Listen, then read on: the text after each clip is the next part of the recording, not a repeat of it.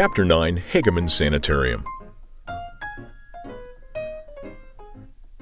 Now finish your walk to the end of Triangle Park, where you'll cross the street at the crosswalk straight ahead to a second piece of the tiny park.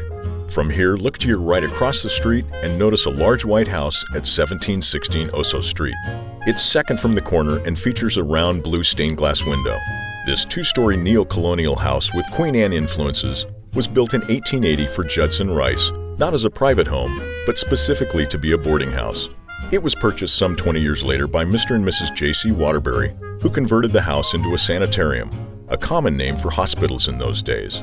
Newspaper clippings from 1904 announced the opening of Hageman Sanitarium, so named for Mrs. Waterbury's side of the family. Regarding the proposed new sanitarium, Mrs. J.C. Waterbury, who is a trained nurse late of Chicago, is the moving spirit in that enterprise. Mrs. Waterbury has credentials showing that she has spent 18 years as a trained nurse in various Eastern hospitals, particularly in the departments of surgery, and is a graduate of Illinois School for Nurses.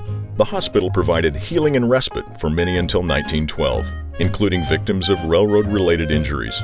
During World War I, the sanitarium was converted back to a boarding house, and a kitchen was added to the back of the house in 1930. Since then, the house has changed hands several times, including a prolonged stint as a fraternity house during the 1980s and 90s. Today, it's a privately owned bed and breakfast and a popular place for special events, having been restored to much of its original look as a soothing and restful sanitarium. Now, from this same spot at the corner of Leff and Osos, look left and see where Jack Kerouac once lived.